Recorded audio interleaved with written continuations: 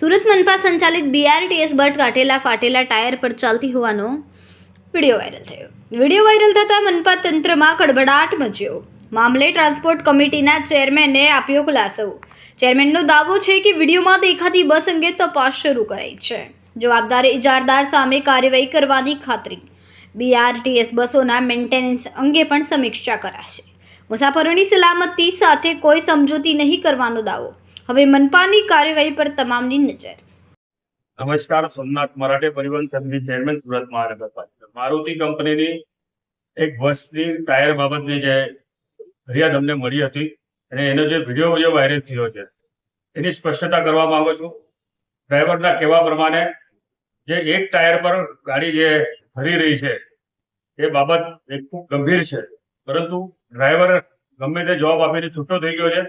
પરંતુ પછી અમે ડ્રાઈવરને તપાસ કરતા ડ્રાઈવર કહે છે બંને ટાયર વચ્ચે પથ્થર આવી ગયો અને પથ્થર આવવાના કારણે એક ટાયર ફાટી ગયો, એક ટાયર અમે ખોલાવી લીધું. પરંતુ ત્યાંથી અમે બસ ડેપો સુધી લઈ જવા માટે નીકળ્યા ત્યારે 20-25 પેસેન્જર જે બસમાં બેઠા હતા જે અન્ય બસમાં જવા માટે તૈયાર નહીં થયા અને ભાઈ અમે આગળ સ્ટોપ પર ઉતરીશું.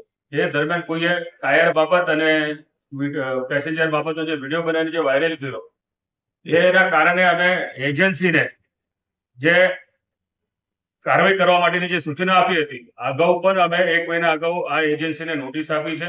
નોટિસનો આધારે જે 75 બસેસમાંથી 15-20 બસેસનો જે મેન્ટેનન્સ બાબતે જે અમને ફરિયાદ મળી છે એ એવી બસેસ હવે રસ્તા પર નીકળશે નહીં એવી અમને સૂચના પણ આપી હતી. પરંતુ આ બસના સંચાલકે અમારી પાસે 28 ફેબ્રુઆરી સુધીની મુદત માંગી હતી.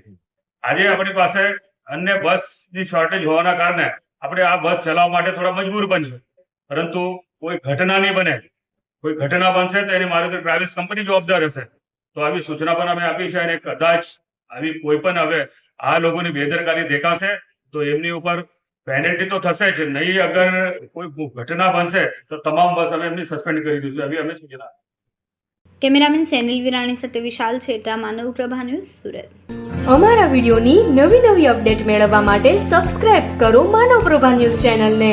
બેલ આઇકન ક્લિક કરો લેટેસ્ટ વિડીયો સૌથી પહેલા મેળવવા માટે.